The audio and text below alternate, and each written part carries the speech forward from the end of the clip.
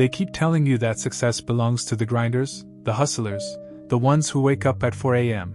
But what if the real cheat code was staring back at you from the mirror this whole time? A century before anyone talked about personal branding or authenticity marketing, a Swiss psychiatrist named Carl Jung was mapping a different kind of treasure hunt. He wasn't interested in stock portfolios or real estate flips. He was obsessed with something far stranger, the architecture of the human soul. Jung wrote that we spend our lives wearing masks, he called them personas, and we forget there's a whole universe underneath. Meanwhile, modern culture screams at you to optimize, automate, and out-hustle everyone in sight. But here's the quiet rebellion Jung predicted: the future doesn't belong to the loudest performer. It belongs to the person willing to stop performing altogether. Your hidden side isn't your enemy, it's your unpaid business partner. What if generating real income today wasn't about adding more to your to-do list, but about subtracting everything that isn't truly you? And what if the parts of yourself you've been hiding, the weird obsessions, the messy emotions, the dreams you're embarrassed to admit, are actually your most valuable assets? Stay through this entire video, because the 5 approaches I'm about to walk through aren't side hustles or app recommendations. There's something rarer: permission slips to build wealth from your actual, unfiltered self. Not the resume version. Not the polite at dinner version. The real one. Let's get one thing straight. Jung never made a TikTok. He never launched a coaching certification. He probably would have side-eyed most online gurus with intense suspicion. But the man understood a pattern that most algorithms still can't grasp. Inside every human being is a drive toward wholeness, not perfection. He called this process individuation, becoming your genuine, integrated self instead of just the version who got good grades, paid taxes on time, and never caused a scene. The other key piece was the shadow, everything you repressed because it felt shameful, childish, or too intense. Your anger, your weird laughter, your desire to quit the sensible job and paint murals in a foreign country. Jung didn't see the shadow as evil. He saw it as unlived life. And unlived life, as it turns out, is often where your genius has been hiding rent-free. What you push away is often what pays you later. Think about a real example. A corporate accountant I once read about spent years crunching numbers by day and secretly writing absurd fantasy stories at night. She told no one. She felt embarrassed. Then burnout hit hard, she quit, and finally let herself laugh at her own imagination. 18 months later, she was earning more from her weird fiction newsletter than she ever made in a cubicle. That's individuation in action. That's what happens when you invite the shadow inside for coffee instead of locking it in the basement. Here's the larger insight. We're exiting the industrial era of sweat for a paycheck and entering something stranger. Value now flows from resonance, not repetition. People are starving for humanness. They don't want flawless presentations. They want someone who's been through the fire and can still speak with warmth. When you show up as your whole self, quirks, scars, late-night questions, all of it, you become oddly magnetic. Not because you're trying to impress, but because you're no longer trying at all. Integration creates expansion. Consciousness starts to function like currency. The old rules said, suffer first, earn later. Hide yourself, then maybe succeed. But that system is cracking. AI is taking over repetitive tasks. Audiences can smell performance from a mile away.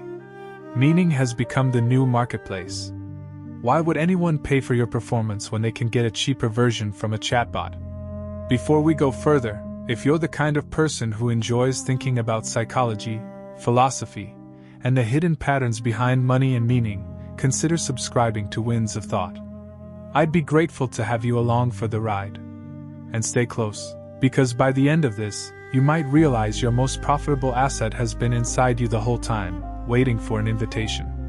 Now let's walk through 5 genuinely organic, psychologically grounded ways to earn a living without betraying who you are.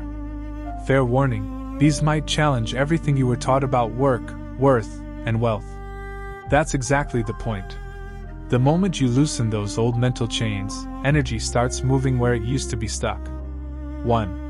Shadow-driven storytelling. That painful chapter you survived, the divorce, the addiction, the betrayal, The breakdown, the shame spiral that made you go quiet for years, that's not a liability. That's raw material. We're living in an era where people are exhausted by polished surfaces. They crave real stories told with awareness, not for pity, but for connection. Therapists are becoming content creators. Survivors are becoming authors. People are building paid newsletters, podcasts, even illustrated journals from their depths, not their degrees. The shadow whispers, nobody wants to hear your mess. But the truth is exactly the opposite. That specific mess, metabolized into insight, is what strangers will pay to read, watch, or listen to. Not because they're pitying you, but because they see themselves in your survival. And when you stop performing polish and start offering presence, income often shows up, slowly at first, then strangely, then maybe faster than you expected. What story have you been telling yourself nobody wants to hear? 2. Soul-led guidance. Let's be honest about higher education for a moment. The old promise was simple: get the degree, earn the title, and society will validate you. But something has shifted. People are realizing that information is cheap. You can Google almost anything, but transformation is rare. You can hold a PhD and still feel lost. You can spend 6 figures on school and still not know why you're here. What people are starving for now isn't more data. It's lived wisdom. And if you've walked through something difficult and genuinely metabolized it, not just survived but grown, you're qualified to guide others. Not because a university said so, but because life initiated you. We don't need more professors reading from stale slides. We need humans who've sat with their own shadows, healed something real, and can hold space for others to do the same. Your path is your credential. People are hiring intuitive coaches, holistic mentors, and grounded guides based on resonance, not resumes. They can feel the clarity in your voice. Monetizing your healing isn't exploitation, it's a form of respect for how far you've come. Your survival, metabolized into presence, becomes medicine for someone else. 3. Creative transmutation. Have you noticed how certain creative impulses feel almost electric? That's not random. That's your unconscious trying to speak. In an economy where automation is swallowing routine tasks, originality becomes sacred. People aren't just buying objects, they're buying feeling. You don't need to be the next artistic legend. You just need to be honest on the page, the canvas, the voice note. This could be handmade art, intuitive poetry, custom tarot decks, digital illustrations from your dreams, weird little zines, or channeled audio essays. When people sense that something was channeled through a healed heart, they respond. The marketplace reflects that now more than ever. Your strangeness, your private metaphors, your unusual vision, that's not a weakness. That's your niche. What creative impulse have you been dismissing as just a hobby? 4. Micro-content as a lighthouse. TikTok, YouTube Shorts, and Reels aren't just for dance challenges anymore. They're modern altars where people are building real income by simply speaking their truth into a camera for 30 seconds. When your voice comes from integration, people feel it. They lean in. Even a short, grounded insight can change someone's entire day. Post consistently from a place of service, curiosity, and honest self-expression, and opportunities start finding you: paid speaking, brand collaborations, content monetization, even unexpected mentorships. You're not an influencer in the hollow sense. You're more like a lighthouse. And people pay attention to those who quietly light the way. 5. Conscious community building. This might be the most underestimated stream of all. You don't need 10,000 followers. You need 10 real ones who truly resonate with your worldview. If you have a unique vibe or lived experience, there are others searching for someone exactly like you. Create a safe container, online discussion circles, a paid newsletter, a small membership group, a Patreon where people support your ongoing reflections. This isn't about becoming a guru. It's about becoming a mirror. Build a space where people feel genuinely seen, and money becomes a natural side effect of that trust. Notice what all 5 of these have in common. None of them require you to become someone else. They require the opposite: unbecoming who you were told to be, and remembering what you already are. Jung's deeper message wasn't that we needed to fix ourselves into some perfect shape. It was that we needed to see ourselves entirely, light and dark, polished and raw, and that wholeness isn't just spiritual. It's practical. Stop chasing. Start attracting. The math changes. When you truly know yourself, you stop running after external validation. And when you stop chasing, you start attracting. Not through magic tricks, but through simple coherence. People can feel when someone is no longer desperate for their approval. That's oddly magnetic. But what if part of you is still whispering doubts? Maybe you're feeling excited, but another voice inside says, "Who would pay me for this? I'm not qualified yet. What if I fail? What if I'm too late?" That's not the real you speaking. That's conditioned patterns, what you might call unconscious archetypes running the show. Let's meet 5 of the most common internal blockers to abundance, and more importantly, how to rewrite their scripts. 1. The approval seeker. This inner figure says, follow the rules, wait your turn, get permission first. It's the voice of perfectionism and procrastination dressed up as responsibility. It tells you not to launch, not to post, not to ask for real money, because you're not ready enough yet. But mastery doesn't arrive before action. It emerges through action. To move past this archetype, shift from seeking approval to sharing your honest process. You're allowed to teach as you grow. That's not fraud. That's real leadership. 2. The selfless giver. This one is subtle. It wants to help, heal, and hold space, but it refuses to charge fairly. It says, how can I ask for money when people are struggling? It romanticizes exhaustion and spiritualizes poverty. But you can't serve anyone well from an empty cup. Your time, energy, and presence have value. Money isn't a betrayal of service. It's a sacred exchange that lets you keep serving sustainably. The reframe, your healed energy is a resource. Let it circulate. 3. The tortured creator. This archetype believes that real art must hurt, that authenticity requires suffering, and that money will corrupt your vision.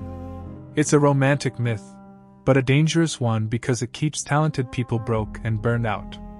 Jung would probably say this is a shadow projection, a refusal to let joy be part of the creative process. To dissolve it, allow yourself to see money not as a threat but as fuel. Abundance doesn't dull creativity. It frees it. 4. The hiding one. You've stayed small, not because you don't care, but because visibility once felt dangerous. Maybe you learned early that being seen led to judgment or rejection. So you dimmed your voice and kept your gifts private. But the current moment doesn't reward shrinking. The hiding one can transform into the grounded witness. You can be gentle and visible. You don't need to scream. You just need to stand in your truth and let others feel your quiet presence. 5. The over-deliverer. This archetype gives too much, explains too much, overworks, and over-apologizes. It comes from a hidden belief. I have to prove I'm worth receiving. That's exhaustion disguised as generosity. To heal it, reclaim your right to rest, to receive, and to be supported. You don't need 17 bonuses to justify your price. You don't need to reply at midnight. Give from overflow, not obligation. Here's the deeper truth. Money today isn't about credentials or loudness. It's about coherence. People don't pay you because you're flawless. They pay you because you're real. The more you integrate these inner characters, by seeing them, understanding them, and rewriting their scripts, the more naturally opportunities begin to arrive. Not because you chased, but because you became available. What would open up if you stopped proving and started being? Now let's talk about how to actually live this. Not as abstract philosophy, but as a daily frequency blueprint. 1. Anchor in your core energy. What does your presence transmit without effort? Not your job title or your practice persona, but the actual feeling you bring into a room. Is it grounding? Curious? Playful? Sharp? Your income becomes sustainable when your output matches your genuine state. Build from essence, not trends. Essence always sells eventually. 2. Create a resonant ecosystem. Think of your offerings as a story. Some people will find you on page 1, others will enter in the middle. Free content builds connection. A low-cost entry point lets people test the waters. A signature offering, a course, mentorship, or group container, holds the deeper work. And a community space provides continuity. You don't need all 4 at once. Start with 1 and let the rest grow organically. 3. Shape your schedule around aliveness. Money without freedom is just a more comfortable cage. Ask yourself, when am I most energized? How many hours per week do I genuinely want to give? What kind of people fill my battery instead of draining it? Then reverse engineer your offers from those answers. No more grinding yourself into numbness for someone else's timeline. 4. Protect your creative rituals. Creativity isn't optional fluff. It's nervous system regulation. It's spiritual hygiene. Every day, make space for something non-commercial: journaling, walking without a podcast, doodling, dancing badly, sitting in silence. These practices keep you clear enough to serve. 5. Let your evolution lead your expansion. Your income will always reflect your current level of self-trust. And self-trust grows when you stop clinging to old versions of yourself. When your inner world upgrades, let your offers shift too. Raise your prices as your clarity deepens. Change your niche if your truth changes. You're not building a rigid brand. You're building a living body of work. Your inner work becomes your outer wealth. What Jung saw, and what so many of us are finally living, is that the outer world echoes the inner world. The more you integrate, the more you receive. The more you express honestly, the more you magnetize. The more you honor your truth, the more life honors you back. And yes, that includes money. But more importantly, it includes peace. So here's the invitation. Don't just let this wash over you. Let it land. Let it reshape how you see work, wealth, and your own worth. The old paradigm of perform, exhaust, and collapse is fading. We're building something slower, truer, and stranger, one honest person at a time. If this spoke to something in you, share it with someone who needs permission to stop pretending. And if you want more explorations like this, hit that subscribe button right now for winds of thought. Now go create the life your deeper self has been whispering about, and let the money follow as a side effect, not the main goal.